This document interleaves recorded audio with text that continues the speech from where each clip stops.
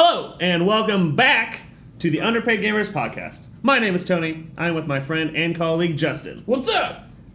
Today we're going to talk about Spider-Man. Yeah, we are. Spider-Man Homecoming. We saw it. We're going to talk about it. That's true. Theme song.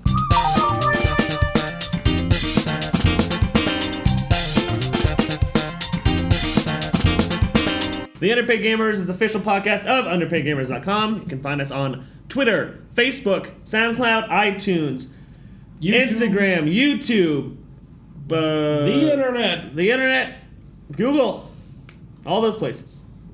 Listen to us on SoundCloud and iTunes and Stitcher, whatever, however you pronounce I found that. us on Podcast Addict. I found us on Podcast lots Addict. of different iTunes. apps. Our feed is out there. You just gotta find it. So you have no excuse not to listen. That's true. So true. We are back. We have been gone for Quite a few weeks. 4 weeks, it seems. Yeah. We're on hiatus. Summer hiatus 2017. You're a teacher, which means you don't have to do anything in the summer. Yep. So you're like, I'm not going to do a podcast. That's exactly the situation. And it had nothing to do with the fact that you were out of state. Has nothing to do with a state that is north of us. Well, let's recap Yes. what's been going on video game-wise. Yeah, sure. I can start if you like. Yeah. I've been playing the crap out of Persona 5. Still going at it. Still going at it. I'm 4 weeks later. I'm at like 75 hours. Yeah. My goal is, and I really want to finish it before Destiny 2 comes out. Sure. Because if Destiny 2 comes out and I haven't beat Persona yet, I'm going to play Destiny 2, but in the back of my mind I'll always be like, I did Persona kind of dirty by not finishing it, you know? Yeah, you got to finish them. And you got plenty of time. Yeah, I have 2 months. Destiny's open beta starts July 18th, so maybe I'll take that weekend off and play some Destiny. There you go. Off from Persona, not from life. But maybe also, a little bit from life. Yeah, that too. Maybe a little bit. So that's my goal, is to beat it before Destiny comes out. If I don't do that, I'm going to be really disappointed. And then Destiny, I assume, will take me until Need for Speed and Call of Duty come out, which are like the same day. Yeah. That's really it. I've been playing a lot of Smite online. It's me and my You're back into Smite? Me and my buddy got into Smite somehow. He invited me one day and I played it. I'm like, this is pretty fun. And then we played it literally every day for like 2-3 weeks. Wow. That's a lot. And then I'm like, I should probably beat Persona. All I remember is Agni being my guy. Yeah. That's true. That's all I remember. That's what started it. He got the Swagni skin, which makes Agni like a pimp. Yeah. He's like, I got this cool skin. You want to come play with me? I'm like, yeah, okay. Yeah, sure. I like playing Smite. And then it didn't stop for like 3 weeks. And then you woke up and said, oh my gosh, Persona. Yes. And Overwatch, I'm pretty much done with Overwatch now. Yeah. There wasn't necessarily a big falling out. I didn't play it for a couple months.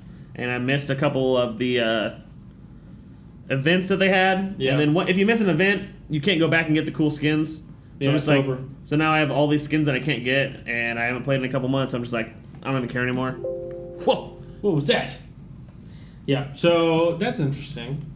I tried to log into Overwatch a few weeks ago, but the place that is out of state doesn't have good internet for me, so upstate. Out of state. You, however... Yeah, I've been playing video games, though. You have been? I've been finding time. Final Fantasy 12? No. Is that not out yet? It will be out soon. Have you got the DLC for Final Fantasy 15? I do not. Prompto?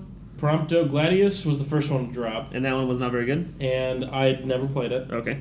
I was planning on playing them, but then other games popped up. Okay. So what I have done since I've been upstate, yes, is out of state, is I beat Mass Effect Andromeda. Okay. Put another 20 hours on it probably. Does that mean you've also beaten Horizon?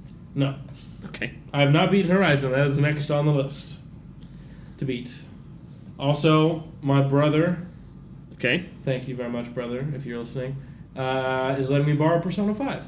Yeah. But I feel conflicted because I don't have a lot of extra time. And it takes a lot of time. So I don't know if I should start it yet. He also let me borrow Natural Doctrine, which is a game that I've heard is really hard. PS4? But it's a PS4 game. It's always intrigued me when I saw it on the shelves. What kind of game is it? RPG? I believe it's an RPG. Or strategic? It is kind of, I think it is actually like an RPG, but there's like some tactics bases to it. I'm not really sure what it's about. I've read the back of the box a couple times. What's it called? Natural Doctrine.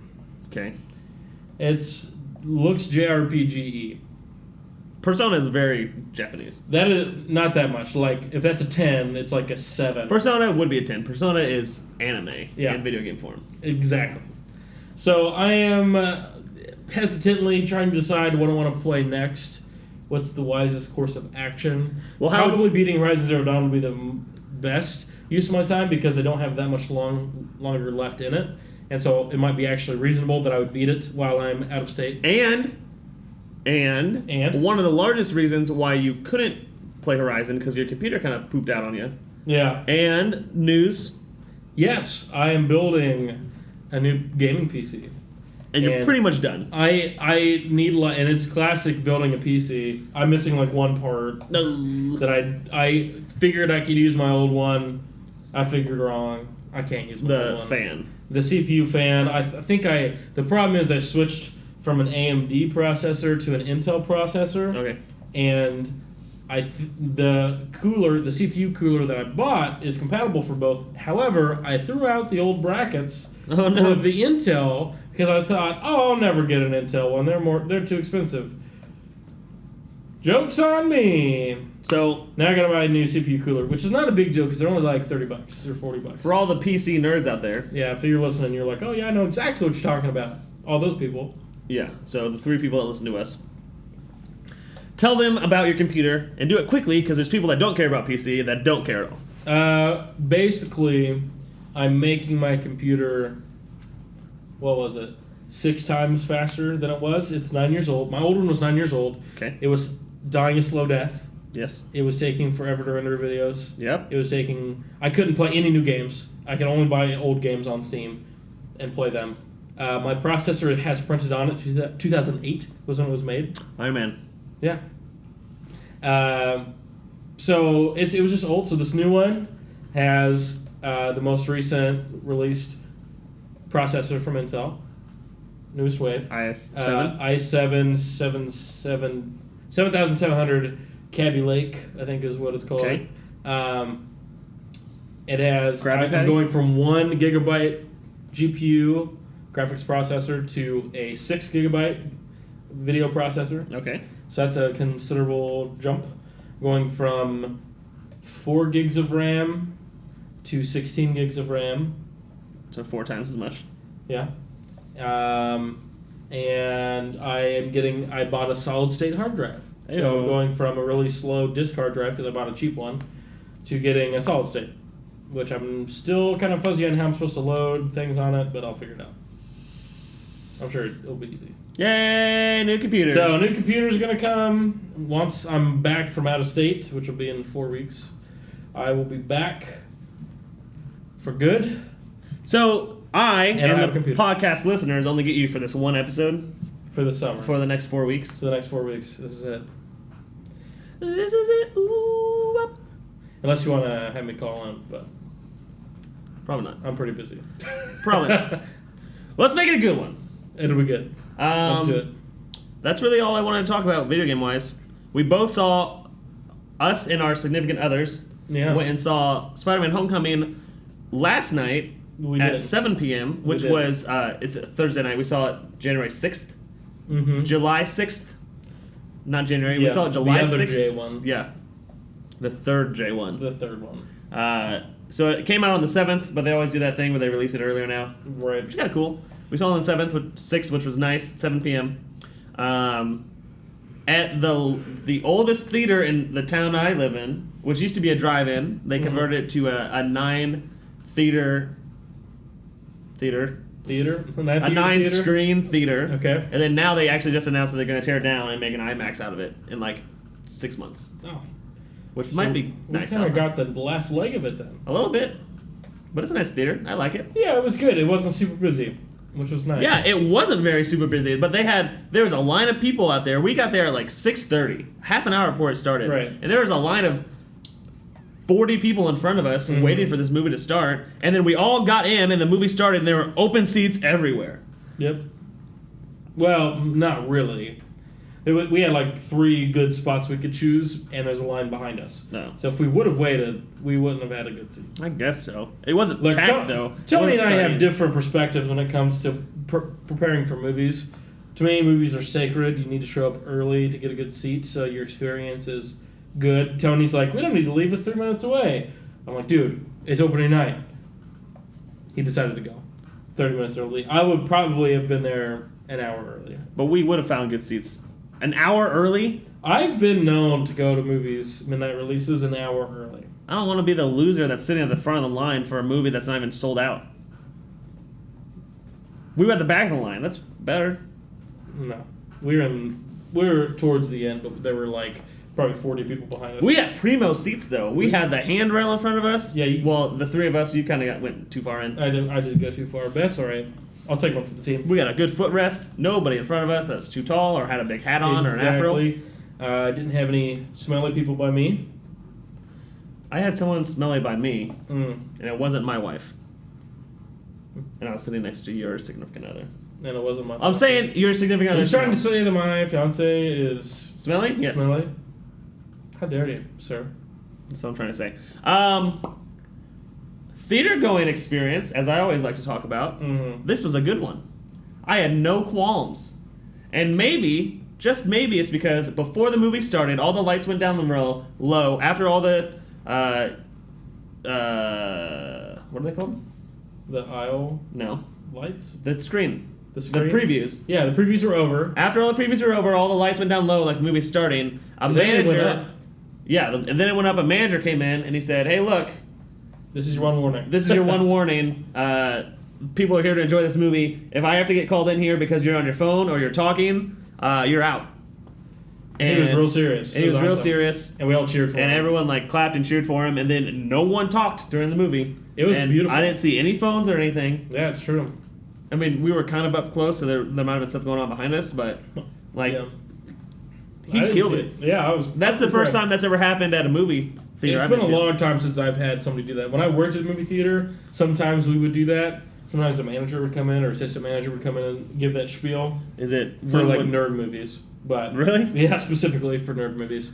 I never gave that talk because I didn't feel like I could. I was also like 16, so Yeah. I didn't know what I was doing. So he shut it down. He did. It was a good movie going experience. So I mean, I feel like at this point we need to give the warning of spoilers. Oh, yeah. We're gonna spoil the crap out of this movie. So if you have not seen it yet, or you just don't want to know, then stop listening. Yeah, you need to go fix that. The way we do things is we kind of just talk about them, and we try to go linearly, but sometimes we jump to the end just because that's how our minds work. We kind of jump all over the place. You can listen to us, but be warned, there will probably be spoilers. There will probably be spoilers. There will definitely be spoilers. There's going to be major spoilers in this episode. Well, yeah, that's true, but all the marketing material has pretty much spoiled the whole movie in general. I mean, that's where we're at as a society with movies now. Well, it's Sony in movies, in Spider-Man movies. You know the Amazing Spider-Man 2, the one with Andrew Garfield, his second one? There was 22 minutes of footage released through trailers and like TV ads and stuff before the movie came out. Are you serious? Yeah. That's insane. That is insane. So with this one, I saw the first trailer, I believe, which is kind of when they show him jumping off the Washington Monument over the helicopter. Yeah. And they show him in the car with Tony Stark and the boat. And I'm like, okay, well that gave pretty much the whole movie away, which is fine. Because there's not big twists and turns in this movie. There's not supposed to be. It's kind of just it's just a everyday Spider-Man movie film. It's not like some espionage spy film or anything like that. Sure. There's no secrets. But I said, okay, that's enough. I'm not going to watch anymore. And then they released another trailer and all these other TV spots. I'm like, I'm not going to watch that. I wanted to go in as fresh as possible. Sure. Makes sense. So I did, and it was nice. But what I heard from other people was they just showed like a whole bunch of stuff before the movie even came out. And I was very frustrated because there was an ad for like a laptop or like a Sony laptop before the movie started. But it was a Spider-Man ad for the laptop. Yeah. And they showed some scenes that I hadn't seen before. And I'm like, you've got to be kidding me. 5 minutes before the movie, and I can't get away from it. Can't escape. Yeah, I would say, I think I only saw the first trailer, and then the second trailer came out, but I never watched it. Or the most recent trailer, I never watched it, because I was like, I know I'm going to go see this movie. I don't need to get pumped up for this. We'll see. No, we won't. We already did. There we go. So, do we want to break this into bits, or do you want to just general impression first? impression. I mean, I thought it was very good. I'm very biased, but I thought it was very, very good. Yeah, I mean, I completely agree with you. I thought this was a very pleasant film, very fun, exciting. It was had very, its ups and downs. It was very fast paced. I think kind of at the very beginning, I really like how they did the intro where he was kind of like vlogging to himself and like doing his own, catching us up to where he's at right now. Exactly. And he gave different scenes. This is actually very interesting to me. He had different angles from Civil War. Yeah. And I'm like, they had to have shot that when they were shooting Civil War. Mm. There's no way they would have got everybody back together for this. That, right. So it's interesting. It's just nice that they had that forethought. I mean, I know the movie was in production by that time, but that was just nice. There's another one in there too in the movie, like a small thing at the end. They referenced 2008 with Iron Man. Oh yeah. He's still holding on to the ring. Yeah. I love that they had that in there because they have they remembered that. I don't remember when he has the ring in the first Iron Man. I don't know if it's in the first or in the second. 2008 is the first one. Yeah, I'm pretty sure he gives Happy a ring to hold, and then he never does it because Pepper gets mad at him or something. Oh yeah. I can't remember. So are they? So to skip to the very end of the movie, from the very beginning. Yeah. There was a press conference, and Peter Parker was supposed to go out there and announce himself as an Avenger. As an Avenger, sure. And instead, they had Peter Parker's like, I can't do that because I like New York too much. So instead, Happy gives Tony the ring, and I guess they put it on Pepper Potts. I think he's gonna be. So they just proposed, I guess, off screen. Yep. All right. I mean, it's Tony Stark. I feel like that's what he would do. Like that's not against his character.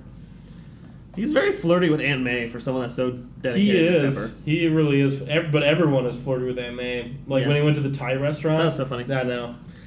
Oh man, that was pretty good. So one thing in particular that I enjoyed about this movie was I really liked the villain. Oh. I loved Vulture was so good. Michael Keaton. I don't remember his character's name. Vulture. Tombs. He was great because so many Marvel films and so many superhero movies, it's always like end of the world level crap, right? And that's just the trope of the genre. It's what's expected. They got to save the world. This movie's scale was much smaller than that, and I really enjoyed it because of it. The bad guy Vulture essentially is just stealing things from the government. It was very small. And that was it. And Spider-Man, trying to prove his worth to the Avengers, goes out and tries to stop this guy from stealing. And I thought that was such a beautiful story because we've already seen the Chitauri invade Earth. We've already seen Sokovia falling to the ground. We've already seen it was nice to take it was almost like a breath of fresh air that there was a villain that was small time because there are so many in the comics and in the TV shows and the cartoons and stuff. There are so many small time villains that are awesome and fun. And I felt like this was a nice small time villain that you actually enjoyed. And I like his character but too. He was threatening. He was very scary too at times. Especially, oh my gosh, the whole prom scene in the car. Yeah. I was like the homecoming dance the entire time. So there's a pretty big spoiler that I should have seen coming and I didn't think about it until he was walking up the steps to the house. Why would you have seen that coming? They didn't foreshadow it. They didn't foreshadow it at all. Yeah. But I thought going up the steps was wait, we haven't seen her dad yet. I wonder if it'd be. Why would it? Why? I don't know. I literally thought that as you walking up the steps, and then I dismissed it. I was like, no, that's dumb. And then he was so happy because it was a nice montage with him and Aunt May. Yeah. And dancing and getting dressed and all this other stuff. And then he was out in the car. She was giving him a prep talk, and it was nice music playing. He goes up and he rings the doorbell, and then all of a sudden, Vulture's there. Yep. And Adrian Toomes doesn't know that Peter Parker is Spider-Man. Exactly. But Peter Parker knows that Adrian Toomes is Vulture. Right. But Toomes was suspicious that it was somebody in the decathlon team because there was something that he said. Well, I can't remember. There was the news report about his daughter and the elevator in the Washington Monument. He made this face like he was suspicious of something. He's starting to catch on. That's pretty convenient that the Spider-Man who keeps crushing all my stuff in my area now is all of a sudden in Washington, D.C. at the same time that my daughter's decathlon team is there. So he was already a little bit suspicious. But then, like, he starts connecting it in the car ride, and I was like, yeah, but no. There's like a 5-minute scene where they're in the kitchen, they're doing all this stuff, and Peter Parker is petrified. He is petrified. Like, Tom Holland is going crazy. Which they could have played off a little bit more of, like the mom and Liz could have been like, oh, it's like, don't be scared of my dad. He's he's fine. Oh, yeah. You know, like, because prom when you're 15, 16, like, that is a little scary to meet the dad. It can be, depending on the dad. Which in this case, scary. Obviously... It's scary anytime you have to meet your girlfriend's dad. That's true. Either way, like, they could have played on that, they didn't, but it was still, like, such a fun scene. The car ride was the most tense I was the whole movie. On the edge of my seat. Literally, I was dying. And then... Okay, I think that was the best when Michael Keaton was the scariest, was when he turns around, and I think he's holding a gun. He is holding a gun. Is he not? He's hiding the gun. Peter Parker doesn't see the gun, but we see the gun as the audience. He, like, hides it on the headrest. Yeah, but it was almost out of frame. So I'm like, they could have maybe done a better job of showing that. I think it was to show us that he was, like, contemplated killing him right there. That's how I interpreted it. Is like, he's thinking about killing this kid right now, which then he doesn't. And that's like, I also like Vulture. Like, I like the character, like, especially at the end when at the end credit scene, I think. Yeah, when he's in prison. Yeah, so like, talking to who I think was Scorpion. Like, he has a sense of, like, he has like a code or like a sense of fairness, because he's like, you saved my daughter's life, I was gonna kill you, now I'm not gonna kill you. Don't cross this my one path. time. This one time. So we're even. Don't cross my path again, or else I'll kill you. Like, super scary conversation. And that was so crazy because, like, for me, like, I was shaking in my boots. And then Peter Parker goes into Homecoming. He's like, I gotta go. Right. Like, he didn't even think about it. He just went for it immediately. Can you imagine, just for a second, what if Spider-Man got the super soldier serum instead of Captain America? Dude, they're so similar, though. I know, they have, like, similar personalities. They both have similar values and, like, virtues about themselves. I think Peter Parker's way smarter than Captain America. Yeah. And so there's he's like more of a dweeb. But at the same time, they both are, like, very self-sacrificing and very good people. What do you think of Peter Parker's friend, Ned? Ned? The dude in the chair? Yeah, so throughout the whole movie, Tony Stark comes up a lot. Yeah. And Peter Parker talks to his friend Ned, and I'm always thinking Ned Stark. That's Ned Stark from Game of Thrones. So that was kind of weird for me. I don't know who Ned is supposed to represent from the comics. Mm-hmm. I like Spider-Man the most, but I'm not that up to date on comic books. I don't know. I like Ned a lot. I thought he brought a lot to the show. He was really funny. He was legitimately funny. He's like legitimately a guy that I think I would be friends with in high school. Like, just super nerdy, and then always willing to help, but also like roots Peter Parker in a little bit of reality. Like when Peter's like taking off the training wheels and like all the stuff in the suit, like all the training wheel program. Or Ned's like, don't do this. This is a bad idea. Like, and he's right. Like the whole time he's right about like everything that Peter Parker's trying to do, and then what ends up happening is he gets stuck. You know. I don't know. I just thought it was kind of cool. I like him as a character. He's like a nice support character. He was good. Spider-Man. And the Death Star. So funny. Yeah, there's a lot of Star Wars references. There were in this. a lot. Which I guess it's fine. So he's like 16. Do 16-year-olds these days know about the Death Star? Mm-hmm. People still know about Star Wars because they were young. Really young when like Phantom Menace came out. Yeah. And episode 2 and episode 3. So they would still know. The Death Star? Once you get your foot in the door, you watch them all. Oh, okay. Once you get your foot in the door. Who else? So funny. Flash Thompson is in the comics, sometimes it's Peter Parker's best friend. Sometimes they're bullies. Yeah. Peter Parker is bullied by Flash Thompson. In the movie, he's bullied by Flash Thompson. Yeah. And Flash Thompson's supposed to be like this huge jock of a guy. He was not a huge jock. He was not. It looked like he was on the track team or something like that because the teacher at the very beginning said, just because you're fast doesn't mean you're always right. Sure. So that clued me into like, okay, so he runs track. He's probably like a star athlete in track or something like that. Yeah. But he's supposed to be like the quarterback of the football team. He eventually becomes Venom.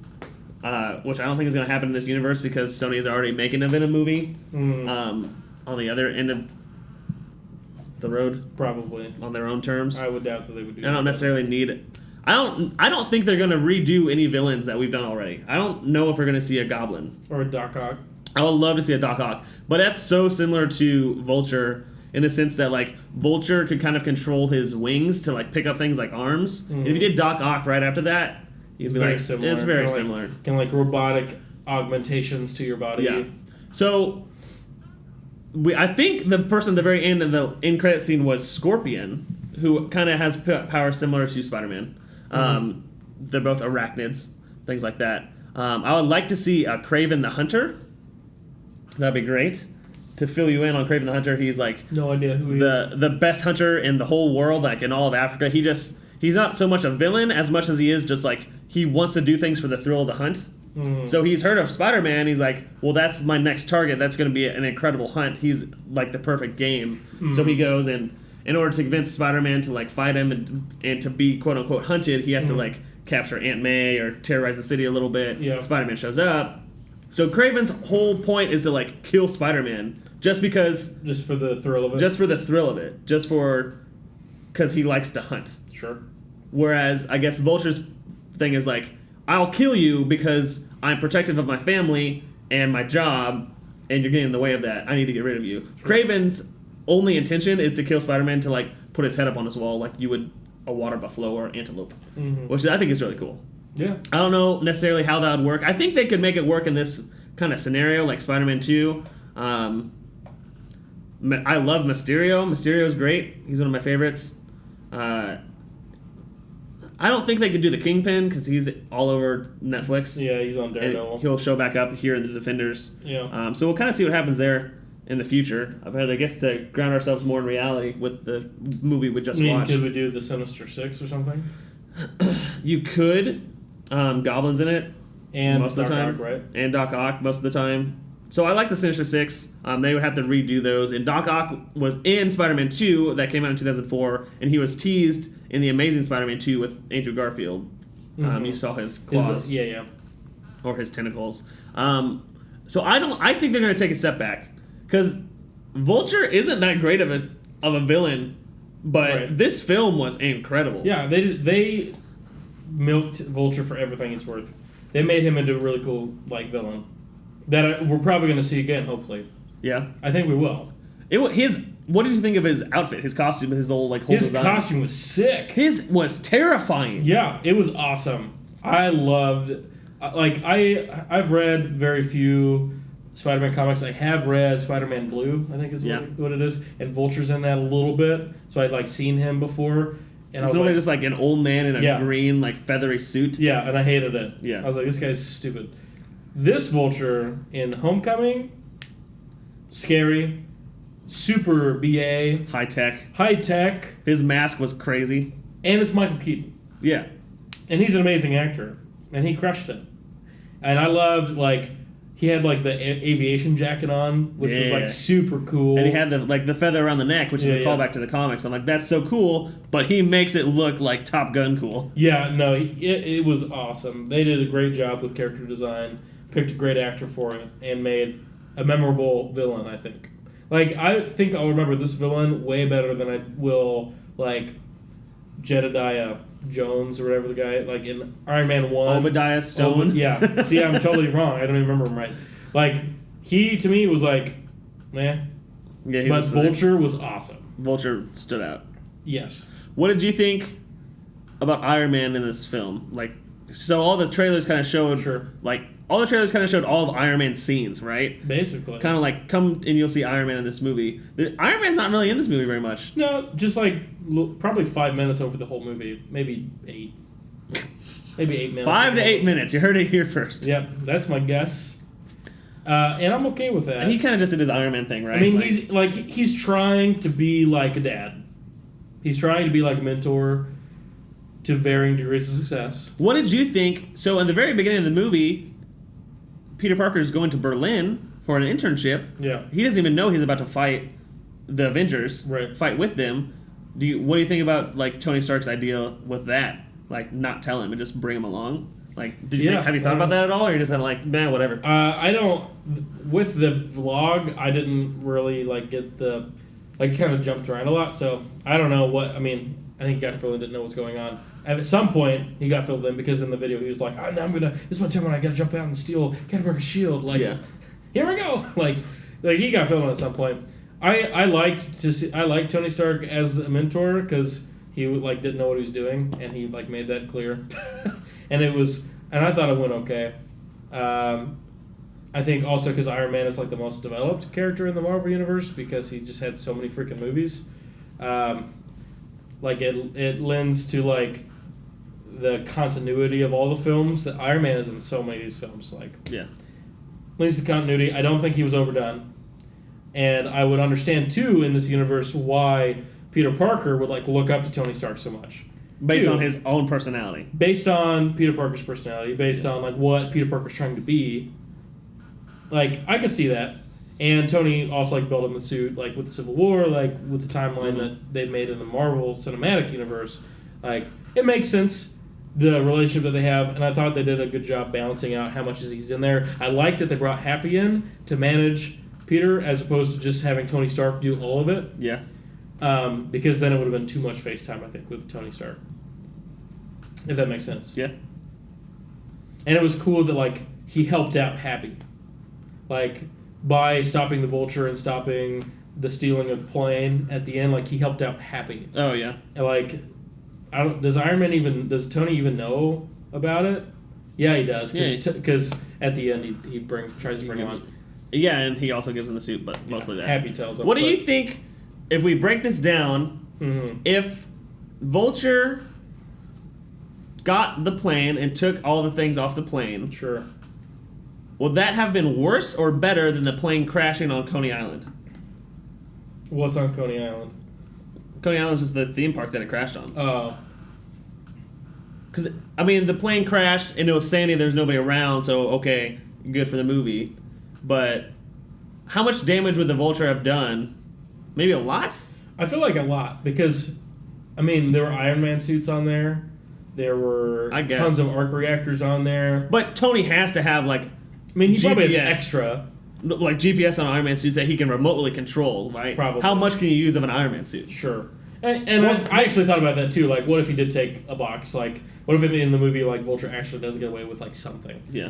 Iron Man probably tracks it. He probably tracks everything that he makes. Well, and then he can just show up and take it. They were talking about, so there's, like, Iron Man suits in there. There was a Captain America shield prototype. Yep. And Thor's magic belt. Magic belt that he couldn't pronounce. So yeah, I guess there was some pretty good stuff on there. I don't know. They were taking it upstate, but we've already seen that. We've already seen that facility. I guess I don't necessarily understand the timeline of this because when it first started, it was 8 years prior to right now, which is when the Chitauri invasion just happened. Which isn't necessarily true because Avengers came out in 2012 and it's now 2017, so it's 5 years. But the very opening scene was cleaning up was damage control coming in, right, and kicking out Toomes' team. Toomes' team cleaning up the Chitauri invasion. Yeah. Then it's 8 years later. And that's 8 years later. So now it's 2020. Is it in the future or is it right now? Because I thought it was 2017 because when Peter Parker stole Flash's car, and Ned was looking up the specs on the car. It was a 2017 Audi TT or something like that. Sure. That's what it said on the screen. So I would assume that Flash's dad would have the newest. Yeah, I don't know if that adds up, but to me it seemed like it was now. Like, what's the point of making it like a year in the future? Yeah, that's what I thought. But we've already seen the Avengers headquarters, and Ant-Man, and Avengers 2, and Civil War. Right.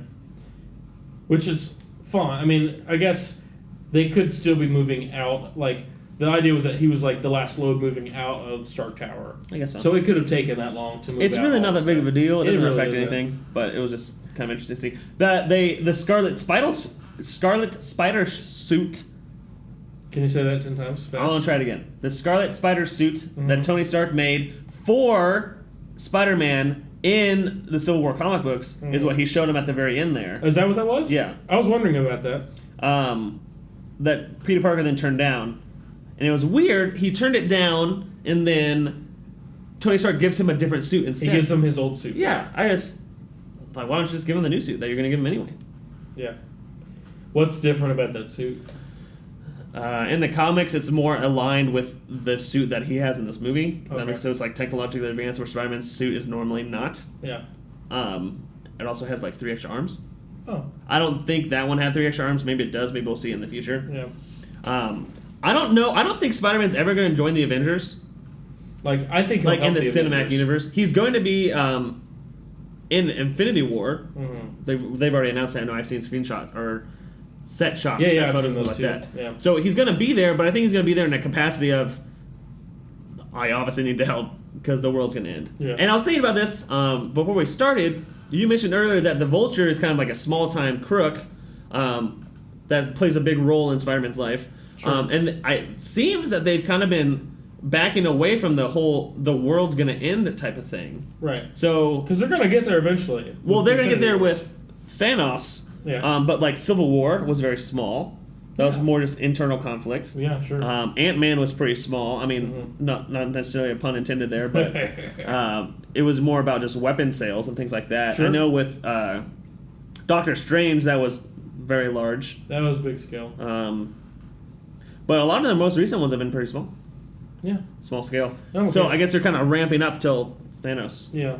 And like Black Panther. Black I Panther. can't imagine that's going to be big scale. No. It'll probably be small, That's like more internal. of a, like a family type thing. Which I'm excited for. Yeah, it's going to be so sick. I know. I'm so pumped. So Donald Glover was in this. He made what I would almost call a cameo. He wasn't that much in it. I thought he'd be more. Yeah. Very funny though. When he gets his hand webbed to the car and Peter was like, "Oh, that'll dissolve in 2 hours." Yeah. And Donald Glover's like, "I got ice cream in here. It's gonna melt." I thought that was funny. But he didn't want to buy the tech from Adrian Toomes. Right. From the Vulture, right? Because he said it was too dangerous. Yeah, he's like, I don't want this in my neighborhood. Yeah, so how much do you think he would have actually been able to sell? I don't know. I mean, maybe if he went over to where Tony Stark was trying to sell his stuff. Maybe. Some terrorists or something. Something else I want to talk about. What did you think? What do you think about his love interest? Oh, yeah, Liz. Or Liz? Yeah. So that's a good little side thing here. I get it. I thought she was interesting. She was a senior girl. She was a and he senior was a girl. sophomore. She was super smart, so I get that. It was weird at first because I'm just so used to it being Mary Jane. Yeah. So I was like, this, I knew this isn't gonna happen. Or even Gwen Stacy. Or Gwen Stacy, but that wasn't gonna happen. So I was looking the whole movie for who MJ was. Like, I don't see any Marys around here, or MJs, or whatever. Yeah. I don't know. But then they surprised us at the end. Yeah. Sort of. Michelle turns out to be MJ, which I guess. Because I noticed halfway through the movie that I don't know her name. I don't think they've ever said her name. And then at the end, they said Michelle, and I was like, okay, so nothing. But she But then she said MJ. She's such a different MJ from what is normally portrayed in comics or TV shows or movies or video games. MJ's like an actress, a model. That's what she does. She's on the cover of magazines. And this Michelle was very nerdy and kind of punk rock and kind of she likes to go to detention to draw people in their despair. Yeah. Kind of quirky, funny. Yeah. Kind of interesting. A little dark of a character. I mean, she's dark in high humor. school, so maybe she'll grow out of it. Maybe. I mean, she's a sophomore. A lot of people grow out of that stuff. Yeah. Yeah, that was interesting. I liked her. I thought she was funny and brought a lot of humor into the whole movie, but I was a little bit surprised by that. And I was okay with it at the end when they revealed it. So I was like, I like her as a character. I'd like to see her in future ones because she was fun. What do you think of Shocker? Shocker 1 and Shocker 2. Yeah, so this is the only thing that didn't make sense to me, and we talked about this last night, is Michael Keaton's character, Toomes, he kills the first Shocker. Just straight up shoots him. Not with a ray gun, not with a gun. With a ray gun that he thought was an anti-grav gun, but it was actually a ray gun. Scorches the dude to dust. Dead. Super dead. Deadzo. It seemed to me, and maybe my impression is wrong. I've only seen this movie once. Unfortunately. I can probably fix that. I'll probably go see it again. Go see it right now. We gotta go see Baby Driver. We gotta see that one too. Also Power Rangers. Also Power Rangers. That's still on our list. It is on DVD now, so we can just go buy it. Or Redbox it. Preferably Redbox it. Just guessing. So, either way, when he kills this dude, he was like, wait, I didn't mean to kill him. I just was going to shoot him with the anti-grav gun. He's like, that's over there. To me, it seemed like he didn't want to kill the guy. Because at first I didn't get the feeling that he was going to be like a killer. Like, he's stealing, he's a family man, he's trying to support his family. They're bad means of doing it, but, like, he's, like, whatever, has some morals. And then he goes from kind of like, oh, whoops, I accidentally killed this guy, I didn't mean to I'm going to kill Spider-Man. Like, that, to me, that was like a big jump. Because he came across early on as, like, more of like a good boss, like trying to be scrappy and like provide for his dudes and like. Yeah. So it was kind of like weird there for me. See, I interpreted it differently. How did you interpret it? So in the very beginning of the film, when his team gets taken over by damage control, sure. The guy in the back says something snarky. Mm-hmm. Tombs straight up just clocks the guy. He does, and it kind of shows violence as his primary answer. Mm-hmm. Later, then when Shocker messes up, well, Shocker, not only does he mess up, but he threatens Vulture's family. He says, I know stuff about your family. If this gets out, you're in trouble. Mm. So I think he grabbed the ray gun, which he thought was the anti-grav gun, based on his conversation with the Tinkerer, sure. which is the character's name, also villain, superhero type thing. What he thought was the anti-grav gun lays him out, like just vanishes him, disintegrates him. Yeah. And then I thought he looked at he looked at the gun, he looked at the Tinkerer, he's like, I thought this was the anti-grav gun. And he's like, no, that's the next one. He's like, yeah, I thought he just like shrugged, like, oh, okay, well, this will do as well. Oh, okay. So it was like from what I understood, it was maybe he's never killed before, but he has the capacity for it, and he doesn't really care that much. Yeah. So maybe that was like the first taste of it, and he's like, oh, well, this solves my problem permanently. Well, I feel like... And then Spider-Man kept coming back more and more and more. Connecting that to the punch makes sense. Yeah, and then not only that, but Spider-Man's like literally dating his daughter. Yeah. So he's like, yeah, I gotta get this kid out of here. I would like to see like the movie almost from his point of view, from Vulture's, and be like, he's getting beat by this 16-year-old kid. It calls himself Spider-Man, of course. Sure. But I don't know. I just always think like the villains in Spider-Man are always like they get destroyed by this kid in high school. I thought I liked it too because like a lot of time there are villains or bad guys and it's like so obvious like Clark Kent stuff, you know, like he looks like Superman, he sounds like Superman. Literally, he just has glasses on. Like they should be able to figure out that that's him. This movie, he like figured it out. Like Michael, like Toombs figured it out. He put it together. He was like suspicious already, kind of like, oh yeah, probably someone in the high school community is Spider-Man, knows Spider-Man. Then he goes to like he puts it together. He's like, do what? I feel like I've heard your voice before. Like, he says that, and I was like, oh my gosh. And I was like, see, he's putting it together, which I think is realistic, which is nice because sometimes it's like so blatantly obvious, and nobody figures it out. He puts it together. The thing with Superman, sidetrack. Yeah. I guess they said in a comic once that Superman, nobody recognizes him when he is Clark Kent because he vibrates his face left to right very minusculely but very fast, so people don't notice it. But it like changes his facial features. It's really stupid. Superman sucks. Superman's dumb. Back to the better superhero, Spider-Man. Yep. So that was really fun. Shocker. That was a nice little cameo from him. The second Shocker. Was really putting the hurt on Peter right at the end there. Yeah, he did. He didn't have any of his webs. Clocked him real good. Yeah, with buses. It's so interesting to see, like, maybe there's a little miscontinuity here, but, like, Peter could take a punch and just, like, keep going. Yeah. He got knocked through, like, 3 buses and he just got right back up. Yep. And he just kept going. I'm like, that's pretty awesome. Yeah. What did you think...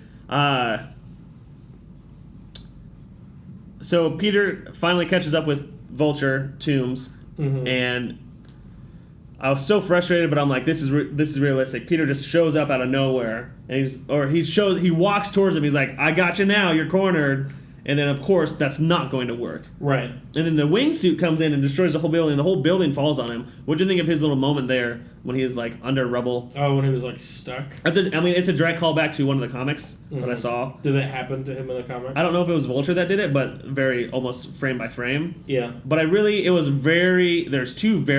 one very heavy-handed scene where they played back Tony Stark's thing. Yeah. Where it's like, if you're nothing without the suit, then you and then it showed the suit. like his reflection with his mask, like off his face. That one I was okay with the mask, and I'm like, okay, well that kind of means like you have to decide if you're going to be Peter Parker or Spider-Man. You can't really have both. Sure. They could have left it at that, but then they also added Tony Stark on top of it. I'm like, that's a little heavy-handed. Maybe even just have like Peter Parker say, I can't do this without the suit, and like lift it up. But I thought it was pretty like a moving scene nonetheless. Yeah, I thought it was like his coming of age moment. Was like he's in this crappy situation. Like this whole movie's been about him taking the step into actually being a true hero, being like on the Avengers was like his like the way he was saying it, but really he was just trying to prove himself. And I think like up to that point, and even towards the end, I mean, you can't change like Spider-Man. He's 15 in this movie. Yeah. That's the moment where it's like real, like it's finally real. He put himself into a situation that is terrible. He's stuck under all this rubble. Like Vulture thinks he killed him. Like real crappy. He doesn't have a suit. Tony Stark's not going to show up and fix it like the fairy. Like this is it.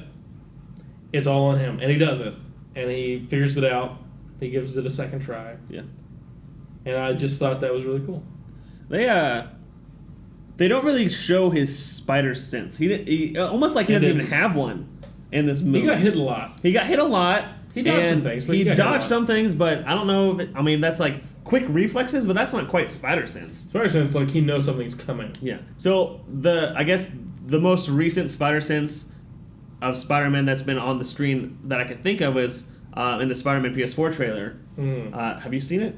That they showed at E3 in 2017? I have. Anyway, he's on top of the building and the crane's coming towards him, and he's so focused on the helicopter that the crane comes out of his field of view, and then it's like 20 feet away, and his eyes flash open, and he sees it, and then he almost dodges, but he gets hit anyway. Like, they never really showed that in the movie. I kind of want to see more spider sense. He got hit a lot. I don't know if that's something that... Well, I thought something would happen with that when the training wheels system came off. I'm okay, well, now it's not restricting the suit will help him, right? The suit will help him, there was a lot of help from the suit. I didn't necessarily like that. I really wanted to see the suit be more kind of restrictive. Then once the training wheels came off, it's like, okay, he has his full power now. That's based on him. Mm-hmm. But there was a lot of there was that funny scene where he's in the damage control warehouse. Yeah. And he's stuck down there. He's stuck down there. He's going through all his web stuff and all his other web moves and things, and he really only learns one thing from that, which is the taser web, which he uses again later. I'm interested to see what's going to happen in the future once he's going to have all these different things. Yeah. Also very interesting to see that there is an instant kill feature. Instant kill mode, yeah. Yeah. I'm like, Tony Stark's just still killing people, and he's encouraging young kids to kill people? Like, what's going on here? I don't know. I mean, probably. What do you think of Karen? Thought that was unnecessary, but... I also thought it was unnecessary. Also funny. I don't know. It made the scene in the base with the warehouse better. Yeah.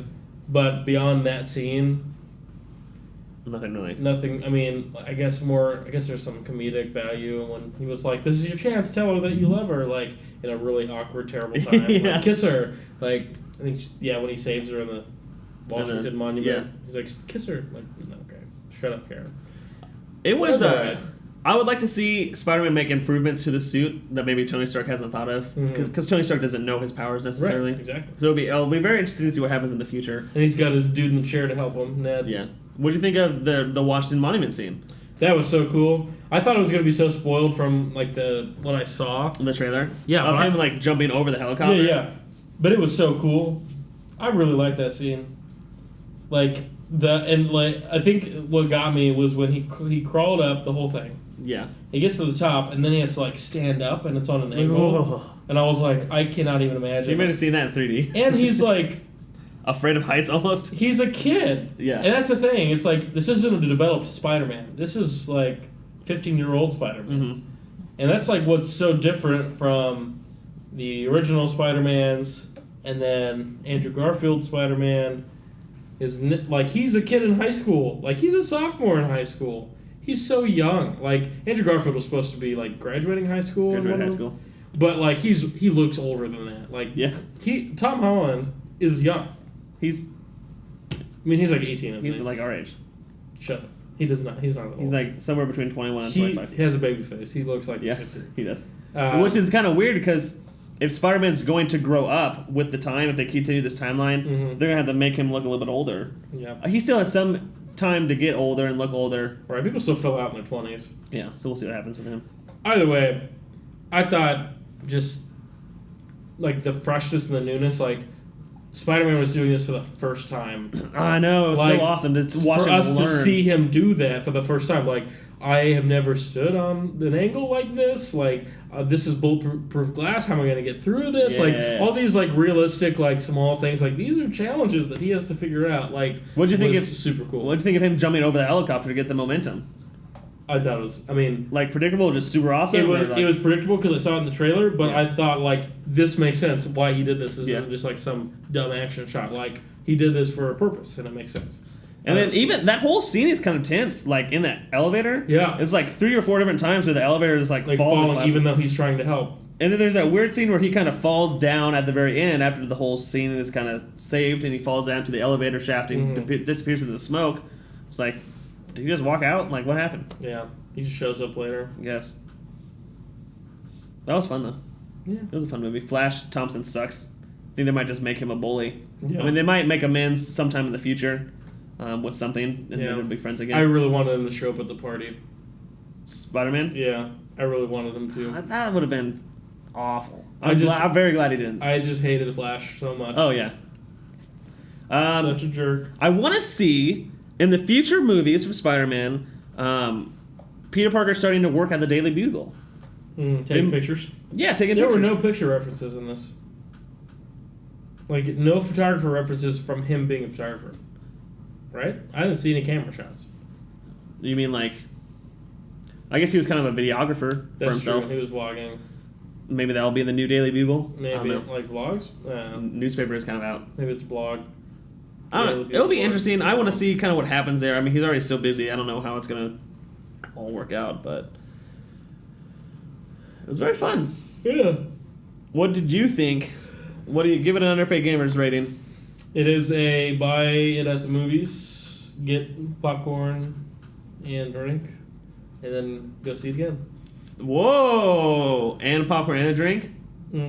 Well, second time, it's up in the air. It's really if you're hungry. First time, you have to get a drink. Okay, so you're saying you're ranking this as like, a theater ticket, like they're plus popcorn and drink, plus another theater ticket for another time. Like there are very few movies that get this rating from me. Mad Max got this, Fury Road got this because I went and saw it 3 times. Yeah. Star Wars gets it just by default because it's Star Wars. Of course. That's what I was. And you're a little offended when your friends haven't seen Star Wars. You say we have to go right now. Exactly. I mean that really is what happens with that. Let me share this with you. So that's a high rating. It is very high. This is my favorite Marvel movie that's come out in probably like 3 years. Civil War? Better than Civil War. You think this is better than Civil War? I enjoyed this. This was so much really fun. Good. Civil War was really good. It was very intense. This was fun. This was a fun movie. I wanted to mention this before I got sidetracked. It was a little slow when it was kind of just showing Peter Parker in his daily life before he was Spider-Man. Like there's that scene where he went to school and you kind of had all of that, and then he got to do some Spider-Man about, and that was fun. And that little montage he had was very funny and very fun. But it was a little slow, like doing the Peter Parker stuff. Yeah. But I mean, I guess you had to have it. It kind of extended the movie a little bit. What did you think at the very end? Aunt May finds out that he's Spider-Man. Yeah. Do you think this will play out in the future as, yes, Aunt May, I am Spider-Man, or no, I just picked this up at a costume store? That's a good question.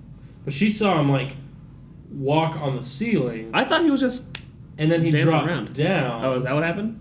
Right? Because didn't he sneak in and, like... No, he was just... No, that was... I thought he picked up the suit and was just dancing around. doing the moonwalk and stuff, and then it cuts to Aunt May, which is very funny, and she finds out that he has a suit on. I think it would be hard for them to play it off as this is a costume from a store, because Spider-Man's not that popular yet. There was in the Washington D.C. news bulletin, they call it the Spider Guy, so he's not quite world renowned to have a costume, especially that. Not yet. So I don't know what this is going to necessarily mean in the future. For Aunt May. I mean, to me, that means the next movie she's going to be hostage. I mean, yeah, but that could happen regardless of her knowing it's him or not. That's true, but I think her knowing makes her a bigger player in the next movie. There'll be definitely some tension, I think, between like him going out and being dangerous. I think we might get another kind of a thing that kind of happened in Spider-Man 2 with Tobey Maguire, where he kind of loses his confidence and then kind of loses his powers because of that. And Aunt May might be a factor in that. Well, she's worried for him, and he's worried about her, worrying about him. So maybe something comes up like that. Goes, yeah. But it'll be very interesting to see. It was a very funny scene, but it kind of raises more questions for me than answers. Yeah. For me, to rate it is obviously ticket for me and my wife, concessions for both of us. We share a medium popcorn and a medium drink no matter where we go. So I was very happy that I saw it in theaters. It was a very good time. I would also buy this on Blu-ray. Nice. I don't buy movies. Not very often. The last movie I bought was Episode 7. Good choice. Star Wars Episode 7. Because I wanted to watch it again. And this is going to be on Netflix because they have that deal. But I still think I'm going to buy it. Because it was fantastic. It was so good. Sure. Tom Holland really killed it. He did a great job. Anything else you want to mention? I mean, where do you rank this out of all of the Marvel movies? Okay. I know this is we do this every time, and it's really hard because there's so many now. But can you give me like where does this fit compared to some of the other movies? It is kind of hard because Avengers 2012 I still think is so good because that was the first time you saw them all together. That's true. I still kind of get chills thinking about them in the street, and he says Hulk smash, and Hulk just goes crazy. I'm like, that's so awesome. I'm always angry. Yeah. Civil War was fantastic. Winter Soldier was fantastic. I would think Spider-Man Homecoming would probably be top 4. Okay. With those three, maybe not necessarily above it, but maybe on the same plane. It definitely beats some like Captain America 1, Iron Man 1, 2, and 3, Doctor Strange, Ant-Man definitely, Thor Ragnarok is coming out. All the Thor so far? Oh, yeah. Thor Ragnarok is coming out, and that's going to blow me away. That looks so good. I hope so. November. I want a good Thor movie. Oh, not that I don't like the Thor movies, but they're not that great. Yeah. So this is... I highly recommend this movie. Yeah. And if you have made it this far into the podcast and have not seen the movie yet... We just told you the whole thing. So. We kind of told you the whole thing, but... Out of order. Out of order, and it's still something to experience, because... Michael Keaton is terrifying. Yeah. It would be terrible. I can try to explain it to you verbally, but you will not feel it until you're in that theater. He's great. He does a great job. What if this is like the one film that like gets a nomination for acting? Like the one superhero film that gets like a nomination for acting. I don't know. Michael Keaton, do it. He could get it. That was so scary. It was. Very good. All right. Anything else? Closing? I think that's it. Comments? Concerns? Yeah. Thanks for listening, guys and gals. You can find us on Facebook, Instagram, YouTube, SoundCloud, iTunes, Google Play Music, Stitcher, Twitter, Twitch. Just about every single podcasting service you can find. Our feed is on there somewhere. You just search us and you'll find us. We got a website. Official, underpaidgamerspodcast.com. And we thank you guys for listening. So if you have any thoughts, comments, concerns, loves, and likes, give them to us. I really want to know what you people thought, you listeners thought. If you want to tweet at us or whatever and tell us what you thought. I know there's some other podcasts out there and some just listeners that communicate with us, and we really appreciate it. Yeah, we do. Knowing that there's people that actually listen to us and talk to us. Not because we have huge egos, but just... We do this to build a community, and it's nice to see that the community is actually forming. Yeah. So reach out to us. Tell us what you thought. If you haven't seen it yet, say, hey, I saw your episode up. I haven't watched the movie yet, so I'm going to come back and listen to your episode after I see the movie. Yeah. The real question is, why haven't you seen it yet? Because this movie is fantastic. Yeah. That's it. That's all we got. Thanks for listening, guys.